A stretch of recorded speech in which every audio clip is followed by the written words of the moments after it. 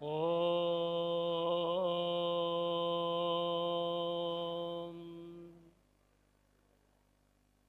ஸ்ரீராமலிங்காய நமः. அருட்பெருஞ்சோதி அருட்பெருஞ்சோதி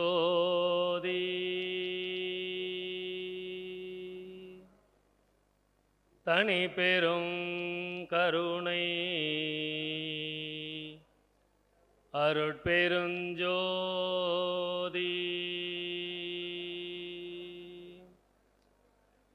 திரு அருட்பிரகாச வள்ளற் பெருமான் திவ்ய திருவடிகளே சரணம். வள்ளல் மலரடி வாழ்க வாழ்க, எல்லா உயிர்களும் இன்புற்று வாழ்க. அனைவருக்கும் இனிய மாலை வணக்கம். அடியேன் ஞான சபையை பற்றி இங்கே பேச வந்திருக்கின்றேன். ஞான சபை எல்லாருக்கும் தெரிஞ்ச ஒரு விஷயம். அதை பற்றி என்ன பேச போகிறோம்? நமக்கெல்லாம் ஞான சபை எப்படி தெரியும்? வடலூர் போவோம். அடுத்த மாதம் இன்னும் 2 நாளில் பூசம் நட்சத்திரம் 29ஆம் தேதி பூசத்துக்கு போவோம். அடுத்த மாதம் 25ஆம் தேதி தைப்பூசத்துக்கு போவோம். ஜோதி தரிசனம் பார்ப்போம், திரும்பி வந்துடுவோம்.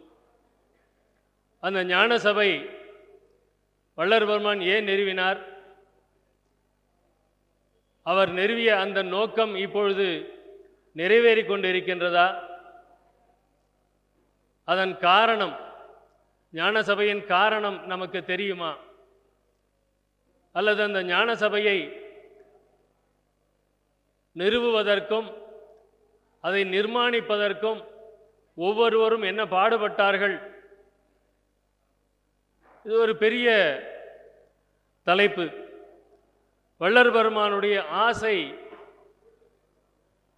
தங்கமே அணையார் கூடிய ஞான சமரச சுத்த சன்மார்க்க சங்கமே கண்டு களிக்கவும், சங்கம் சார் திருக்கோயில் கண்டிடவும், துங்கமே பெறும் சற்சங்கம் நீடூழி துலங்கவும், சங்கத்தில் அடியேன் அங்கமே குளிர நின்றனை பாடி ஆடவும் இச்சைகான் எந்தாய் அப்படின்னு ஆசைப்பட்டவர் வள்ளற் பெருமான்.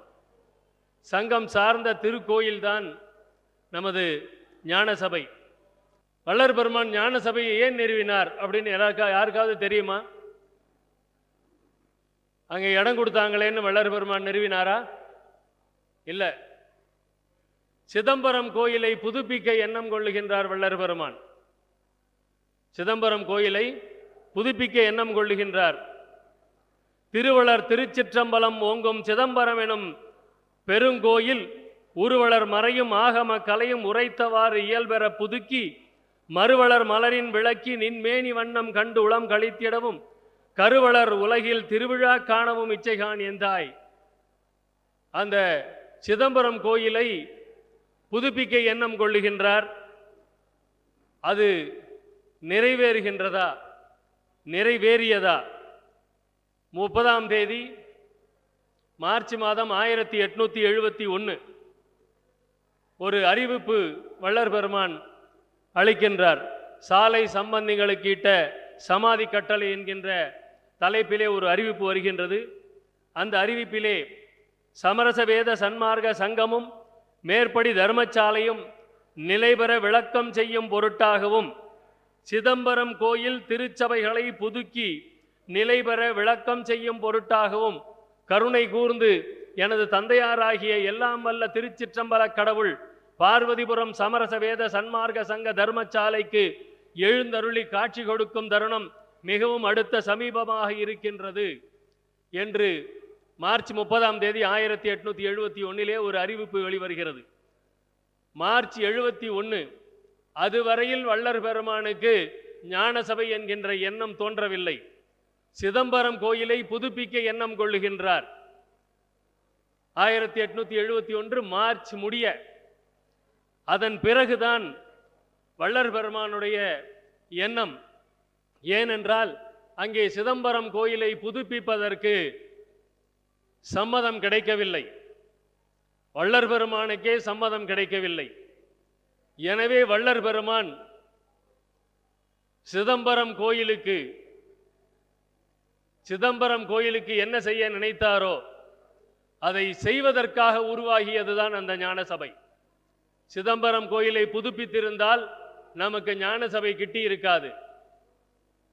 இது மார்ச் 71 வரையில் 1871 வரையில் வள்ளற் பெருமான் சிதம்பரம் கோயிலைத்தான் புதுப்பிக்க எண்ணம் கொண்டிருந்தார். அதன் பிறகு அவருடைய அன்பர்களுடைய கடிதங்களை எல்லாம் நாம் நோக்கும் போது 22/10/1871 ஒரு 150 வருஷத்துக்கு முன்னாடி உள்ள கதையை பேசிட்டு இருக்கிறோம். இப்ப நம்ம அப்பாசாமி செட்டியார் புதுவை ரத்தன செட்டியாருக்கு எழுதிய ஒரு கடிதம், அதிலே ஒரு குறிப்பு இருக்கின்றது. அந்த கடிதத்தின் தலைப்பு ஞானசபை வழிபாட்டு திருநிலை கண்ணாடி.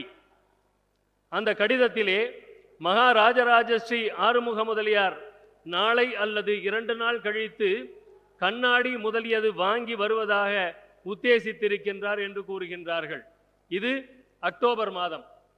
அப்ப அந்த 7 மாத காலத்திலே மார்ச் 30 வரை ஞானசபை பற்றி எண்ணம் இல்லாத ஒரு நிலையில் அக்டோபர் மாதம் நிலைப்பு கண்ணாடி ஞானசபையிலே வைப்பதற்குண்டான அந்த நிலை கண்ணாடி தயாராகி கொண்டிருக்கின்றது என்கின்ற செய்தியை நாம் பார்க்கின்றோம்.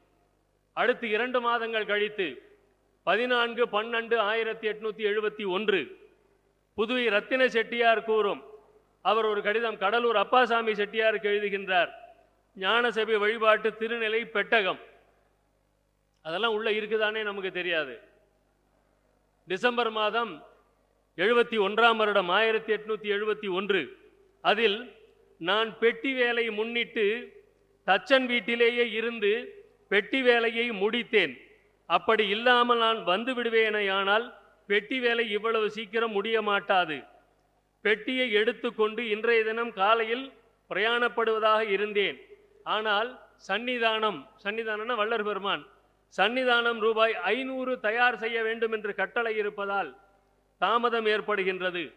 18/12/1871 அன்று பிரயாணப்பட்டு வருகின்றேன் என்று அங்கே எழுதியிருக்கின்றார். அப்ப எவ்வளவு விரைவாக ஒரு ஞானசபை அங்கே நிறுவப்பட்டு வருகின்றது.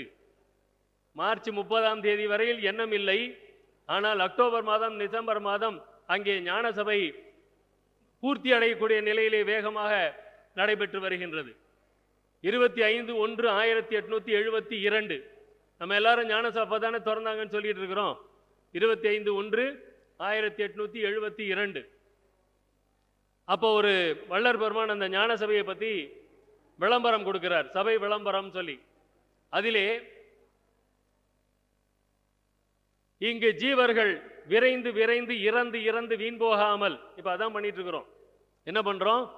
பிறக்கிறோம், வாழறோம், இறக்கிறோம். அது வள்ளற் பெருமானுக்கு பிடிக்கல.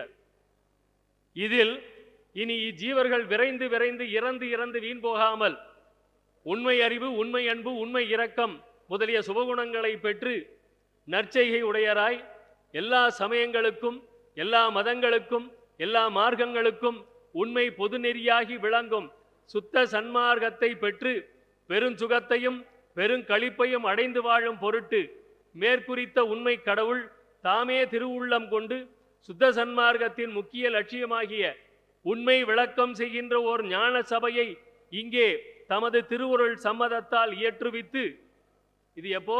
ஜனவரி 1872 இயற்றுவித்து இக்காலம் தொடங்கி அளவு குறிக்கப்படாத நெடுங்காலம் அளவு குறிக்கப்படாத அற்புத சித்திகள் எல்லாம் விளங்க யாமே அமர்ந்து விளையாடுகின்றோம் என்னும் திருக்குறிப்பை வெளிப்படுத்தி அருட்பெரும் ஜோதியராய் வீற்றிருக்கின்றார். ஆதலில் அடியில் குறித்த தருணம் தொடங்கி வந்து தரிசிக்க பெறுவீர்களாகில் கருதிய வண்ணம் பெற்று களிப்படைவதும் அன்றி இறந்தவர் உயிர் பெற்றெழுதல், மூப்பினர் இளமையை பெற்று நிற்றல் முதலிய பலவகை அற்புதங்களை கண்டு பெருங்களிப்பு அடைவீர்கள் என்று அங்கே அந்த சபை விளம்பரத்திலே வள்ளற் பெருமான் தெரிவிக்கின்றார். ஞான சபையை திரும்ப வந்து தரிசனம் செய்தால் இறந்தவர் உயிர் பெற்று மீண்டு வருவார்கள், மூப்பினர் மீண்டும் இளமை பெறுவார்கள் என்று வள்ளற் பெருமான் அங்கே கூறுகின்றார். 9/2/1872 அன்று ரத்தன செட்டியார் அப்பாசாமி செட்டியாருக்கு ஒரு கடிதம் எழுதுகின்றார். அதிலே சபைக்கு வாங்கிய சாமான்கள் போக அவசியம் வாங்க வேண்டிய சாமான்கள் இருந்தால் உடனே செய்தி தெரிவித்தால் வாங்கி அனுப்புகிறேன். தேக்கு மரம் 2 வண்டியில் ஏற்றி வரதராஜ பிள்ளை அனுப்பியிருக்கின்றார். அப்ப 25/1/1872 ஞான சபை தொடங்கப்பட்டதா? ஏன்னா அதற்கு அடுத்த மாதம் பிப்ரவரி 9ஆம் தேதி 1872 2 வண்டி தேக்கு மரம் எடுத்துக்கொண்டு வரதராஜ பிள்ளை வருகின்றார் அப்படிங்கிறார். அப்ப அங்க என்ன நடந்தது? ஞான சபை 25/1/1872 தொடங்கப்பட்டதா? அடுத்தது ஏப்ரல் மாதம் 1872 அதிலே நமது சிறு விண்ணப்பத்தில் பார்க்கலாம். அந்த விண்ணப்பத்திலே களைப்பறிந்துதவும் கருணை கடலாகிய கடவுளே, தேவரீர் நெடுங்காலம் மரணம் முதலாகிய அவத்தைகளால் துன்புற்று களைப்படைந்த உங்களை அவ்வகைகளினின்றும் நீக்கி களைப்பும் அச்சமும் கலக்கமும் தவிர்த்து அழியாத பேரின்ப சித்தியை அடைவதற் பொருட்டாகவே பூர்வ ஞான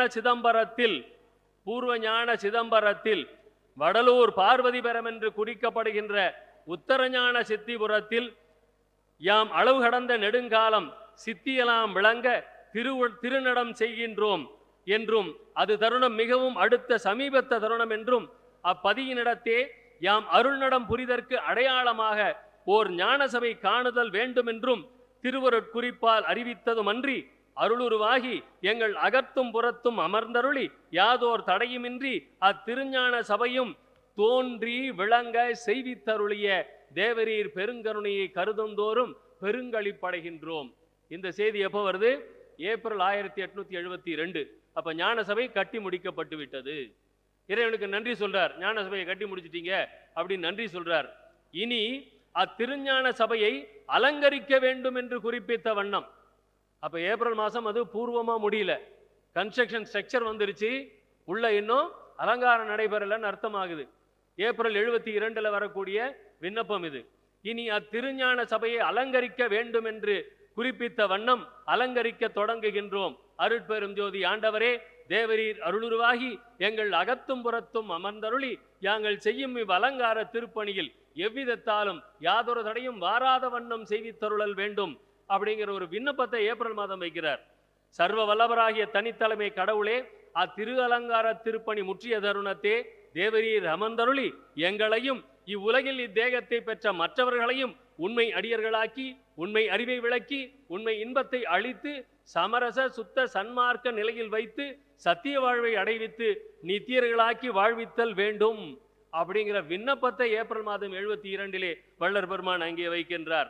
எல்லாமுடைய அருட்பெரும் ஜோதி அற்புத கடவுளே, இது தொடங்கி எக்காலத்தும் சுத்த சன்மார்க்கத்தின் முக்கிய தடைகளாகிய சமயங்கள் மதங்கள் மார்க்கங்கள் என்பனவற்றின் ஆச்சார சங்கற்ப விகற்பங்களும் வருணம் ஆசிரமம் முதலிய உலகாச்சார சங்கற்ப விகற்பங்களும். காலையில் அந்த சனாதனத்தை பற்றி பேசிட்டு இருந்தாங்க. ஒரு நம்மளுடைய ஆளுநர் ஐயா அவர்கள் தொடங்கி வைத்த அது இன்னும் முடியல, போய்கிட்டே இருக்குது. இந்த சனாதனம் அப்படிங்கிறது என்ன அப்படின்னு காலையில் ஒரு பட்டிமன்றமே கூட நடத்தினாங்க. வள்ளர் பெருமான் அதை தான் இங்கே கொடுக்குறாரு. இது தொடங்கி எக்காலத்தும் சுத்த சன்மார்க்கத்தின் முக்கிய தடைகளாகிய சமயங்கள் மதங்கள் மார்க்கங்கள் என்பனவற்றின் ஆச்சார சங்கற்ப விகற்பங்களும். வள்ளர் பெருமான் சமய மதம் மார்க்கம் எதுவும் தடைன்னு சொல்லலை.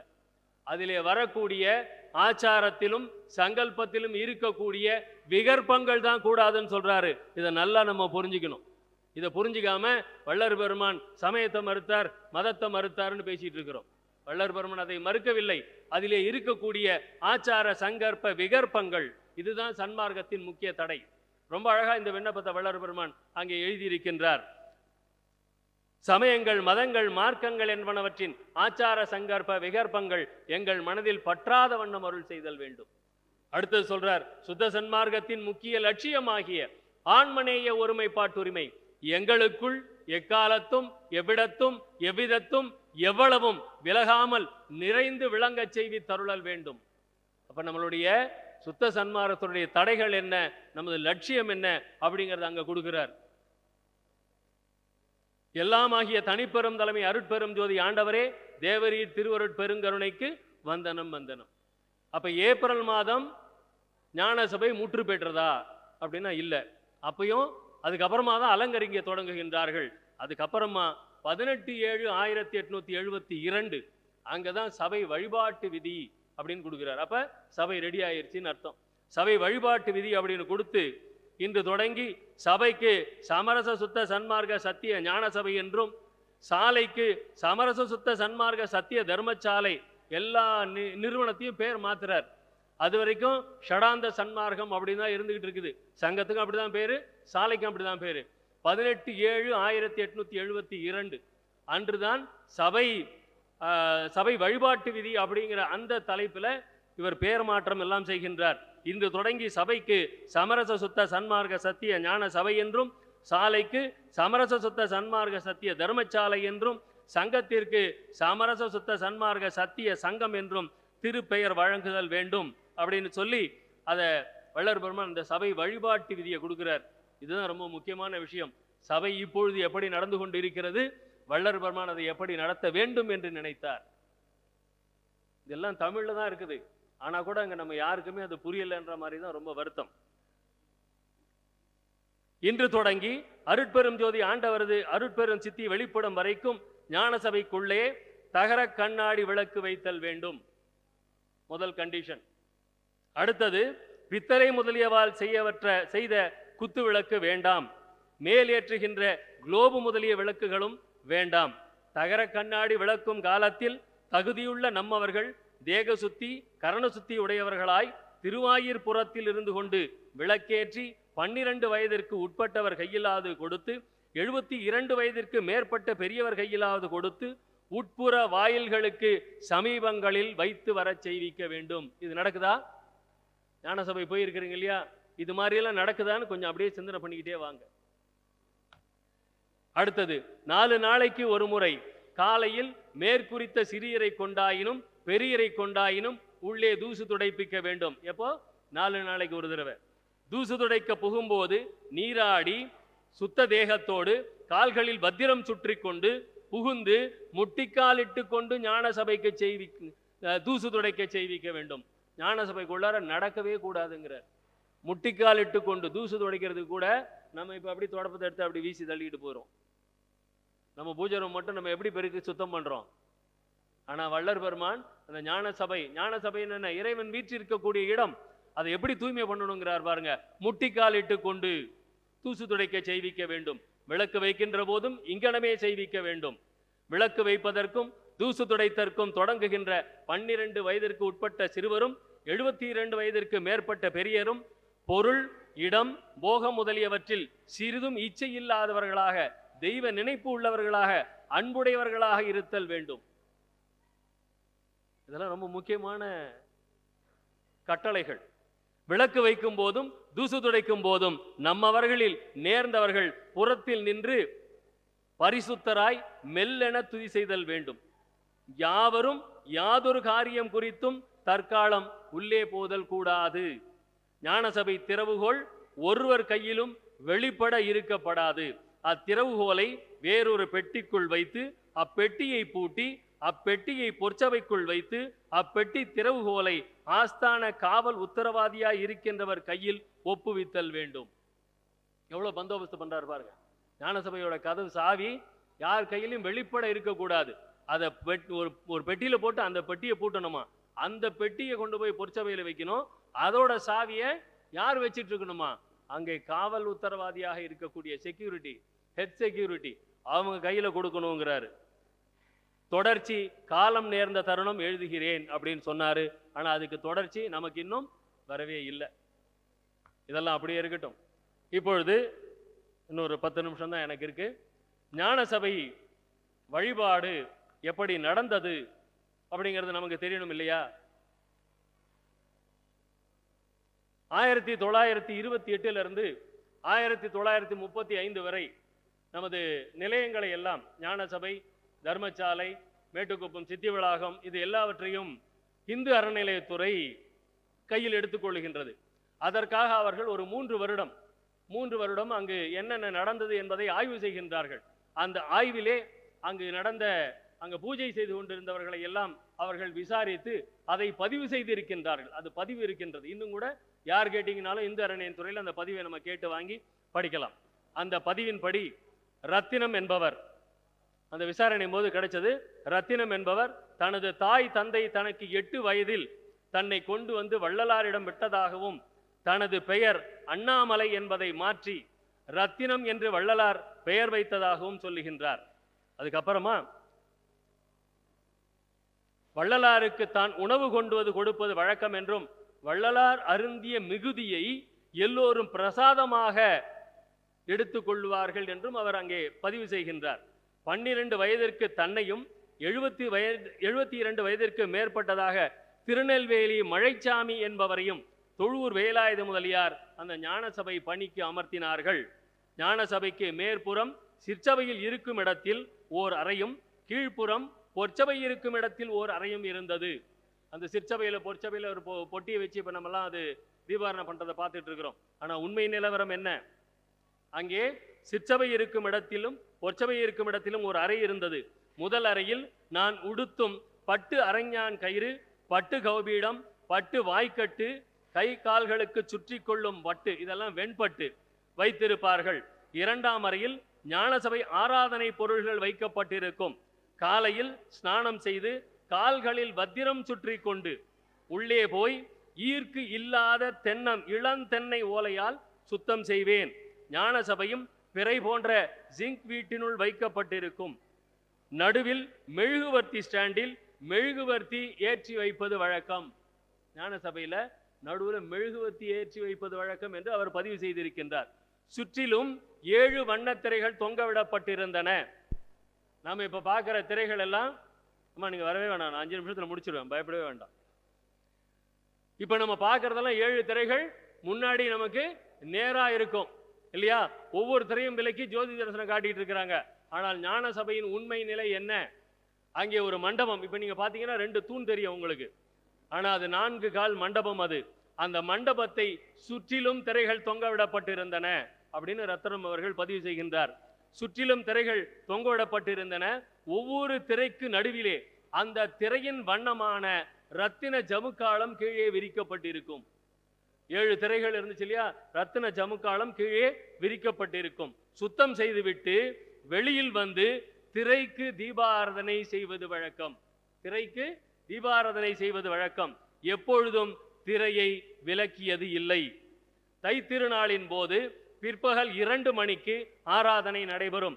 மற்ற தினம் மாலை 5 மணிக்கு ஆராதனை செய்வோம்.